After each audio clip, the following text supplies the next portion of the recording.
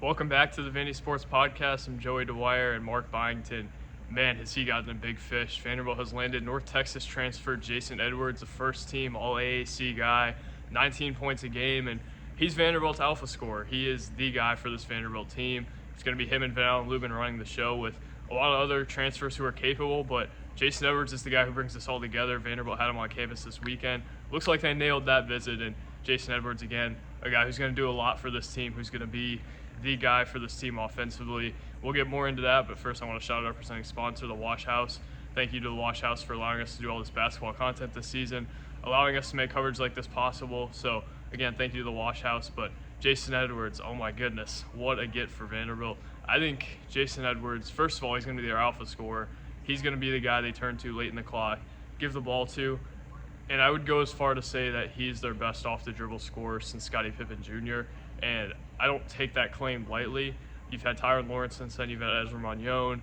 Jason Edwards, I think, is a better creator than both of them. He's quick, he can score at all three levels, and I don't know that he's Ezra Manjon quick, but he's certainly a better shooter. He shot at 35% from three this year, I think on 7.1 attempts per game. He got to the line 5 times a game, shot 80% from there.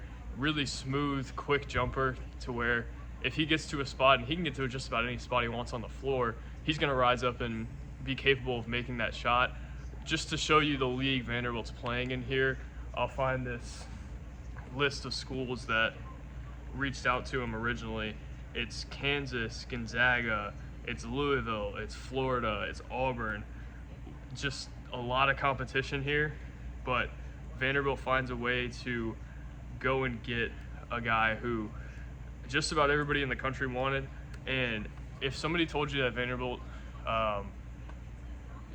an impossible place to recruit at, it's an impossible job, it's not. And you're seeing that now. Mark Byington has done some things here in the last month and has kind of shown you that his process is working.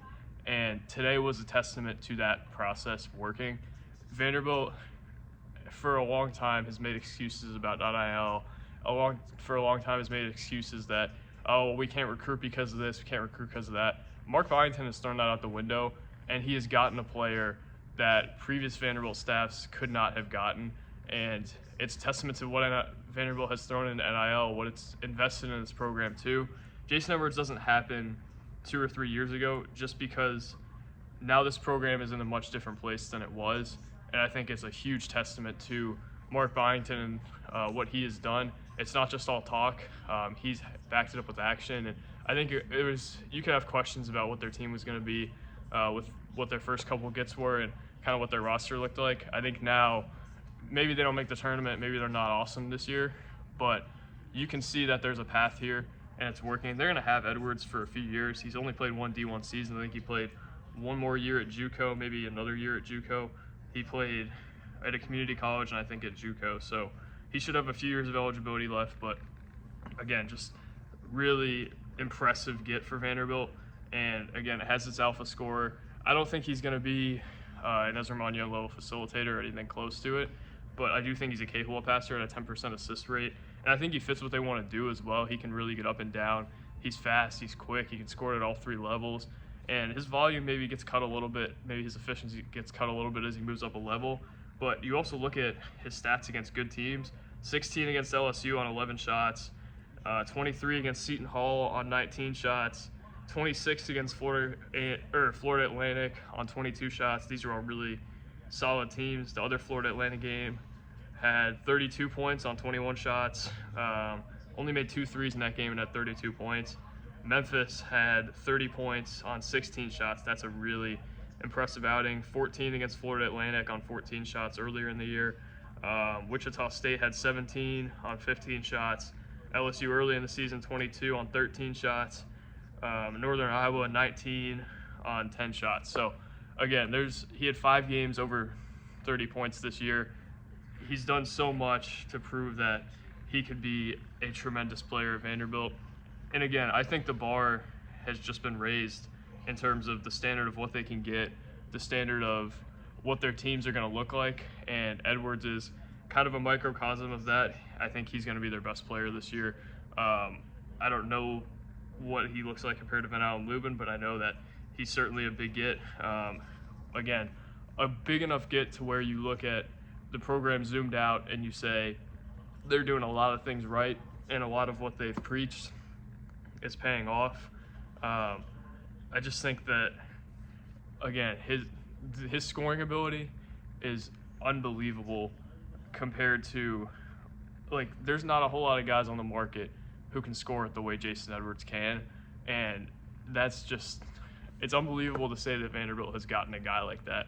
And he's a mid-major transfer. It's not like they're getting Hunter Dickinson, but if Vanderbilt, I think, would have killed for a guy like that in past years, and I think I have some confidence that Mark Byington's going to be able to use him properly.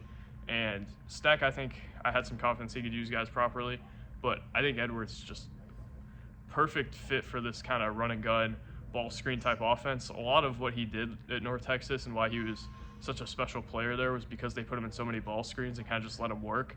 And I think that's going to happen again at Vanderbilt. And they're going to have a capable big in Van Allen Lubin to run that with.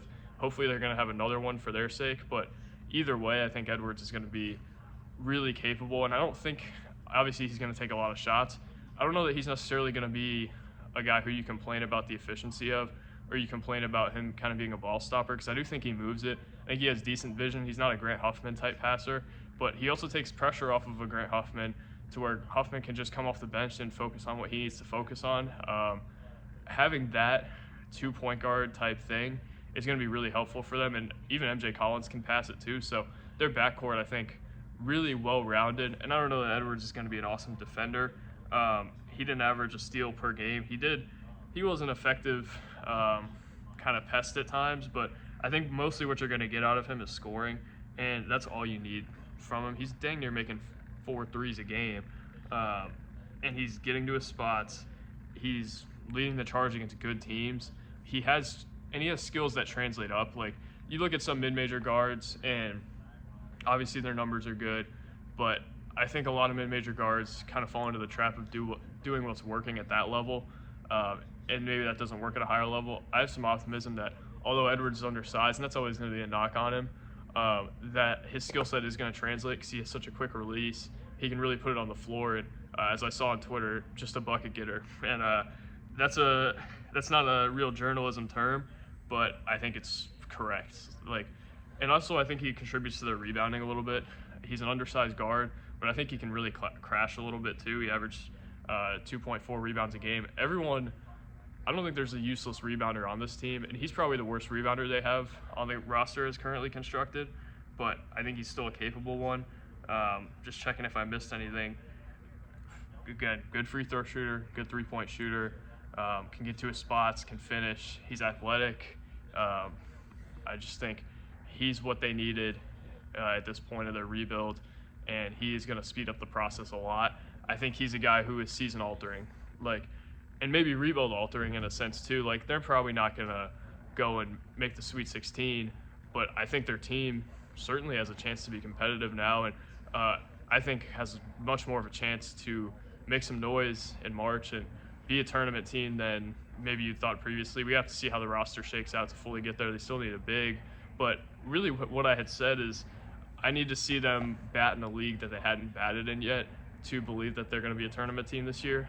And now they have a guy who can be the best player on a tournament team from the looks of it. North Texas was an NIT team, and I think he's going to be surrounded here by better guys than he was there. So I have a lot of optimism that this program is heading in the right direction. And I think, first of all, speeds up the rebuild, right? But also alters your perspective on this season to where you have some nice pieces, you have some nice parts. And that's kind of what I was going with early on. When they lost Malik Mack, I was kind of questioning, can they bat in this league with transfers? They proved me wrong in that sense. They can certainly do that, it looks like. And also, I just think they're going to do a lot of things with this roster that I didn't think they could do in year one, or I was a little skeptical they could do in year one. This is a get, and basically whatever they've had in the last few weeks too is gets that you look at and it alters your perspective on this year and what they can do early on. So huge gift for Mark Byington and Vanderbilt. Alters your perspective on a lot of things and gives you a lot of confidence that this thing is heading in the right direction. And it's hard. It's not often you say that about a commitment, but this is a big enough one to where it changes a lot of things for what the dynamic of this team is and what this team can be moving forward. So thank you guys for watching. God bless, and we'll talk again soon. Peace.